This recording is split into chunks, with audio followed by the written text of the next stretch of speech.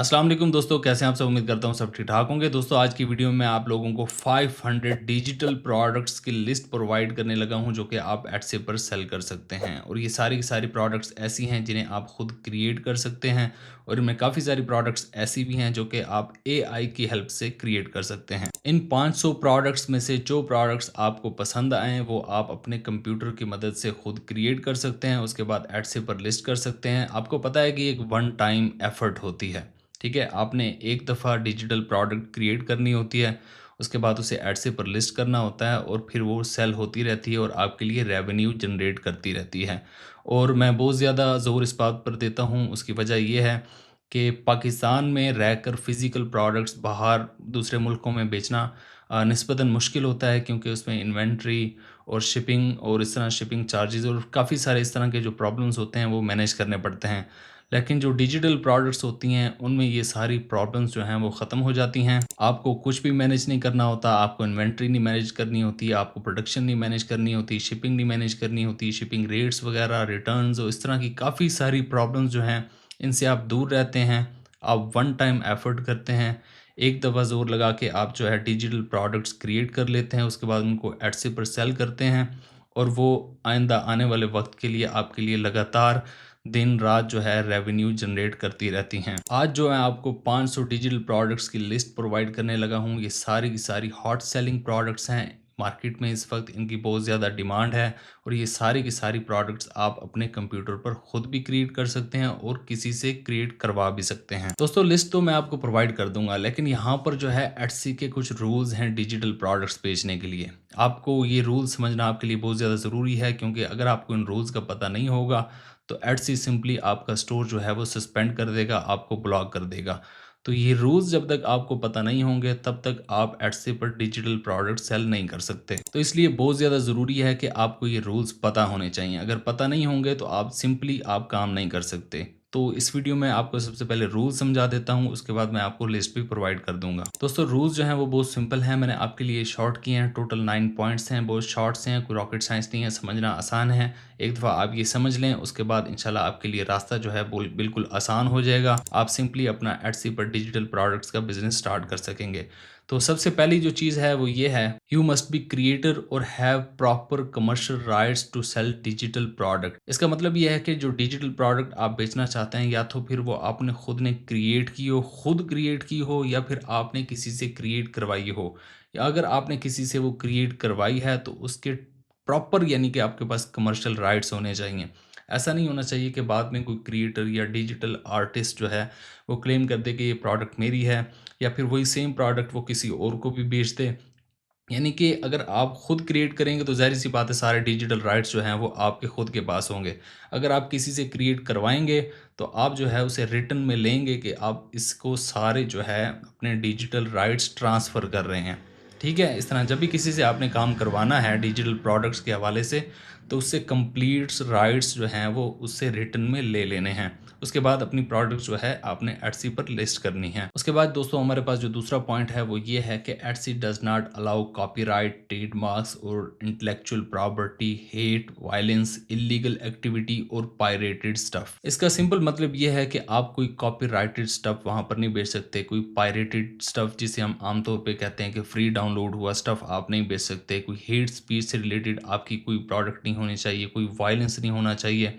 इस तरह जो है आपकी प्रोडक्ट क्लीन होनी चाहिए, और जो एटसी की पॉलिसीज़ हैं उनको वो फॉलो करती हो। उसके बाद वो आप प्रोडक्ट लिस्ट करके बेच सकते हैं। उसके बाद दोस्तों हमारे पास जो तीसरा पॉइंट है वो ये है कि clearly label it is as a digital product. आगे एग्जाम्पल भी मैंने लिखी हुई है, वो ये है कि this is a digital download not a physical item will be shipped. Mention file type, example PDF, PNG, SVG, zip. यानी कि आपने जो भी डिजिटल प्रोडक्ट लिस्ट करनी है उसको क्लियरली आपने मेंशन करना है अपने डिस्क्रिप्शन के अंदर कि ये एक डिजिटल डाउनलोड है, एक डिजिटल प्रोडक्ट है। कोई भी फिजिकल प्रोडक्ट आपको शिप नहीं की जाएगी, ये आपने क्लियरली वहां पर मेंशन करना है। उसके बाद आपने फाइल टाइप जो है वो भी आपने मेंशन करनी है कि कौन सी फाइल टाइप जो है आप प्रोवाइड करेंगे। उसके बाद ये भी आपने लिखना है कि वो कितनी फाइल्स होंगी, और इमेजेस की सूरत में जो है ना आपने रेजोल्यूशन भी लिखनी है और उनका साइज़ भी लिखना है कि कौन सी इमेज का कितना साइज़ है और कितनी रेजोल्यूशन है उनकी। ठीक है, अपनी जो डिजिटल प्रोडक्ट है उसकी कंप्लीट डिटेल आपने डिस्क्रिप्शन में लिखनी है। उसके बाद दोस्तों जो हमारे पास चौथा पॉइंट है वो ये है कि refund and cancellation policy for digital items. Digital downloads can not be returned और रिफंड वंस डाउनलोडेड। उसके बाद हमारे पास EU UK buyers might have 14 days right of withdrawal but you can require them to waive this right before download. ये point बहुत अहम है। इसका सिंपल मतलब ये है कि आपने अपनी जो रिटर्न जो पॉलिसी होती है वो बहुत स्ट्रॉन्ग रखनी होती है। जो जनरल रूल होता है वो ये होता है कि जब कोई बंदा डिजिटल प्रोडक्ट परचेज कर लेता है उसके बाद डाउनलोड कर लेता है तो वो रिफंड नहीं कर सकता, उसको वो वापस नहीं कर सकता जब तक आपकी रिटर्न पॉलिसी क्लियर नहीं होगी। उसमें कुछ फ्लॉज होंगे, उसमें कोई ऐसी जगह होगी तो लोग आपको वो वापस करना शुरू कर सकते हैं। ठीक है, आपने क्लियर लिखना है कि जो डिजिटल प्रोडक्ट आप डाउनलोड करेंगे उसके बाद इसकी कोई भी वापसी नहीं है। उसके बाद यूके और यूरोप के जो बायर्स होते हैं उनके पास एक राइट होता है जिसे कहते हैं 14 days राइट ऑफ विदड्रॉल, यानी कि 14 दिन के अंदर उन्होंने कोई भी प्रोडक्ट जो परचेज की हो वो वापस कर सकते हैं। लेकिन आप उनसे ये राइट भी ले सकते हैं। आपने अपनी जो पॉलिसी होती है उसमें क्लियरली लिखना होता है कि यूके और यूरोप के जो लोग हैं उनका ये राइट भी जो है एप्लीकेबल नहीं होगा कि 14 दिन के अंदर वो अपनी प्रोडक्ट वापस करके अपने पैसे ले सकें। तो आपने एक स्ट्रॉन्ग पॉलिसी बनानी है जिसमें रिफ़ंड और जो प्रोडक्ट वापस करना और पैसे देने के हवाले से कंप्लीट क्लियर और बिल्कुल क्लियर कट यानी कि पॉलिसी आपकी होनी चाहिए कि जब भी कोई बंदा यहाँ से प्रोडक्ट परचेज़ करके डाउनलोड कर लेगा उसके बाद वापस या तब्दील नहीं होगी। उसके बाद हमारे पास पांचवी चीज है वो है intellectual property and copyright compliance. You can not use copyrighted fonts, images और brand name unless you have a licence. इसका मतलब ये है कि जब भी आप कोई डिजिटल प्रोडक्ट क्रिएट करेंगे तो उसमें कोई भी ऐसी चीज इस्तेमाल नहीं करनी, कोई भी ऐसा स्टफ इस्तेमाल नहीं करना जो कि कहीं ना कहीं जाके कॉपीराइट से ताल्लुक हो उसका। ठीक है, आपने कोई ऐसे फ़ॉन्ट्स इस्तेमाल नहीं करने, कोई ऐसी इमेजेस इस्तेमाल नहीं करनी, कोई ऐसे टेक्स्ट या ब्रांड नेम या लोगोज़ इस्तेमाल नहीं करने जो कि कॉपीराइटेड हों। ठीक है, ऐसे इसकी इजाज़त नहीं देता। आपका जेन्युइन वर्क होना चाहिए, आपने वो खुद प्रोडक्ट क्रिएट करनी है। आपकी जो है ओरिजिनैलिटी और उसमें आपकी क्रिएटिविटी नज़र आनी चाहिए। तो आपने हर किस्म के जो कॉपीराइटेड स्टफ़ होता है इससे दूर रहना है। उसके बाद नंबर 6 हमारे पास your listing must clearly state that this item is a digital download to avoid confusion with a physical item. इसका मतलब ये है कि जब भी आप अपनी प्रोडक्ट लिस्ट करेंगे तो आपने अपनी प्रोडक्ट ट्रांसपेरेंसी के साथ लिस्ट करनी है। ठीक है, कहीं भी कोई भी ऐसी चीज़ नहीं होनी चाहिए कि बायर को कन्फ्यूजन हो, क्या ये डिजिटल प्रोडक्ट है या फिजिकल प्रोडक्ट है, या फिर इससे रिलेटेड किसी भी किस्म की कोई कन्फ्यूजन आपकी लिस्टिंग में नज़र नहीं आनी चाहिए। ये बात बहुत ज़्यादा अहम है, आपकी जो भी लिस्टिंग हो वो बिल्कुल ट्रांसपेरेंट होनी चाहिए।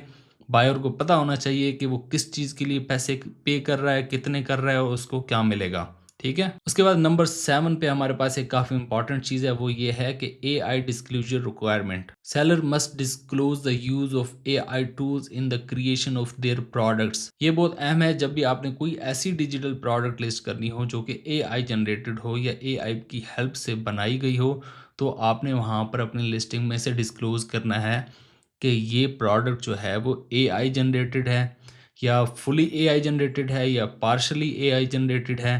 अगर AI का इस्तेमाल हुआ है तो कितना हुआ है, कौन से टूल का हुआ है, ये सारी चीज़ें बहुत अहम हैं। ठीक है, आपने लाजमी डिस्क्लोज़ करना है कि ये प्रोडक्ट जो है वो AI जनरेटेड है। ठीक है, अगर आपका उसमें वर्क शामिल है तो आपने ये भी डिस्क्लोज़ करना है कि ये पार्शली AI जनरेटेड है। तो आप ये भी बता सकते हैं कि कितने परसेंट जो है AI जनरेटेड है और कितने परसेंट इसमें आपका खुद का काम शामिल है। उसके बाद एक अहम चीज़ ये है वो ये है कि आपने टूल बताना है कि आपने कौन से टूल से ये काम जो है वो किया है। उसके बाद ये एक और बहुत ज़्यादा अहम चीज़ है वो ये है कि आप जो टूल्स इस्तेमाल करेंगे अपनी प्रोडक्ट की क्रिएशन के अंदर उनकी जो लाइसेंसिंग होती है आपके पास उनका कमर्शियल लाइसेंस होना चाहिए। वो लाइसेंस आपको इजाज़त देता हो कि जो प्रोडक्ट आप वहाँ से क्रिएट करके बेच रहे हैं आप वाकई में कमर्शियली उस प्रोडक्ट को सेल कर सकते हैं या नहीं कर सकते। तो हर जो कंपनी होती है, मुख्तलिफ टूल्स होते हैं, हर किसी की लाइसेंसिंग की टाइप्स जो हैं वो डिफरेंट होती हैं। ये आप उनकी वेबसाइट पे जाके जो है ना इनकी मालूमात ले सकते हैं कि इनका लाइसेंस आपको कैसे मिल सकता है। उसके बाद हमारे पास जो है 8वें नंबर पे है Etsy prohibits the sale of AI prompts bundle which are collection of prompt used to generate AI content. तो एटसी जो है प्रॉम्प्ट्स के बंडल्स सेल करने की इजाज़त नहीं देता, यानी कि वो प्रॉम्प्ट्स जो कि कस्टमर आगे चलकर इस्तेमाल करके उनसे कोई प्रोडक्ट्स तैयार करें या फिर अपनी एआई से कोई और काम और किसी किस्म का कोई उनसे काम लें। तो यानी कि आप प्रॉम्प्ट्स के कलेक्शंस या प्रॉम्प्ट्स की लिस्ट जो होती हैं वो आप सेल नहीं कर सकते, यानी कि प्रॉम्प्ट बंडल्स अलाउड नहीं है। उसके बाद नंबर 9 पे हमारे पास है कि original prompts the AI generated content should result from your unique prompt और इनपुट्स। ये भी बहुत ज़्यादा अहम है कि जब भी आप कोई भी एआई जनरेटेड प्रोडक्ट लिस्ट करेंगे तो वो प्रोडक्ट जो है वो जब आपने बनाई हो तो उसके लिए जो प्रॉम्प्ट आपने इस्तेमाल किया हो वो आपका खुद का हो, वो आपकी खुद की क्रिएटिविटी हो, आपकी खुद की क्रिएशन हो वो प्रॉम्प्ट, ठीक है? आपने कहीं से परचेज़ ना किया हो, कहीं से ख़रीदा ना हो, कहीं से कॉपी ना किया हो, बल्कि आपने वो प्रॉम्प्ट जो है वो खुद तैयार किया हो। कुछ केसेस में ऐसा होता है कि ऐसे जो है वो आपसे रिक्वायर कर लेता है ये चीज़ कि आपने कौन-सा प्रॉम्प्ट इस्तेमाल किया है, आपने इसको कैसे बनाया है इस प्रोडक्ट को, ठीक है? वहाँ पर आपको फिर ये सारी चीज़ें डिस्क्लोज़ करनी पड़ जाती हैं। तो इसलिए आपने कोई भी ऐसी प्रोडक्ट नहीं सेल करनी जिसके प्रॉम्प्ट्स आपने बाहर से ख़रीदे हों या किसी के कॉपी किए हों। तो आपने जो है ना प्रॉम्प्ट्स जो हैं अपने रियल रखने हैं, खुद की आपकी क्रिएशन हो, आपकी खुद की क्रिएटिविटी शामिल हो। तो इस तरह जो है ना आपने इस चीज़ का ख़ास ख़्याल रखना है। तो उम्मीद है दोस्तों आपको ये 9 पॉइंट्स जो हैं वो समझ आ चुके होंगे। आपको जो है पता लग गया होगा कि आपने डिजिटल प्रोडक्ट्स जब एट्सी पर सेल करनी है तो आपने कौन-कौन से रूल्स को फ़ॉलो करना है, ताकि आपका जो स्टोर है वो लगातार चलता रहे, किसी किस्म की कोई सस्पेंशन का उसे सामना ना करना पड़े, किसी किस्म की कोई प्रॉब्लम का आपको सामना ना करना पड़े। तो अब हम बात कर लेते हैं 500 डिजिटल प्रोडक्ट्स की लिस्ट की। तो आपको डिस्क्रिप्शन में डाउनलोडिंग लिंक मिल जाएगा, वो लिंक क्लिक करेंगे आपके पास एक पीडीएफ फाइल डाउनलोड हो जाएगी। इस पीडीएफ फाइल के अंदर 500 यूनिक डिजिटल प्रोडक्ट की लिस्ट मौजूद है। इनको देखें, जो प्रोडक्ट्स आपको पसंद आएँ वो प्रोडक्ट्स आप क्रिएट करें या फिर आप किसी से क्रिएट करवाएं और उसके बाद उन्हें एटसी पर लिस्ट करें और सेल करें। हमारी जो एटसी पर डिजिटल प्रोडक्ट सेल करने से रिलेटेड जो सीरीज़ है वो इसी तरह चलती रहेगी। आने वाले वीडियोज़ में आप लोगों को ये भी मिलेगा कि मुख्तलिफ डिजिटल प्रोडक्ट्स क्रिएट कैसे की जाती हैं फ़ोटोशॉप का इस्तेमाल करके, इसके बाद जो है इलस्ट्रेटर का इस्तेमाल करके, डिफरेंट जो टूल्स हैं सॉफ्टवेयर्स हैं उनका इस्तेमाल करके आप डिजिटल प्रोडक्ट्स को कैसे क्रिएट करते हैं, कैसे डिज़ाइन करते हैं, कैसे साइज़ करते हैं, उसके बाद उनकी लिस्टिंग कैसे तैयार करते हैं, उनके फ़ोटोज़ कैसे तैयार करने हैं, जो कि आप लिस्टिंग में इस्तेमाल करेंगे। ये सारी चीज़ें आने वाले वक़्त में जो वीडियोज़ आने वाली हैं इंशाल्लाह आप इसमें सीखेंगे। और आज की जो वीडियो है उस हवाले से अगर आपका कोई क्वेश्चन हो तो वो भी आप ज़रूर पूछिएगा और हमारी मुलाकात होगी अगली किसी वीडियो में। तब तक के लिए अल्लाह हाफ़िज़।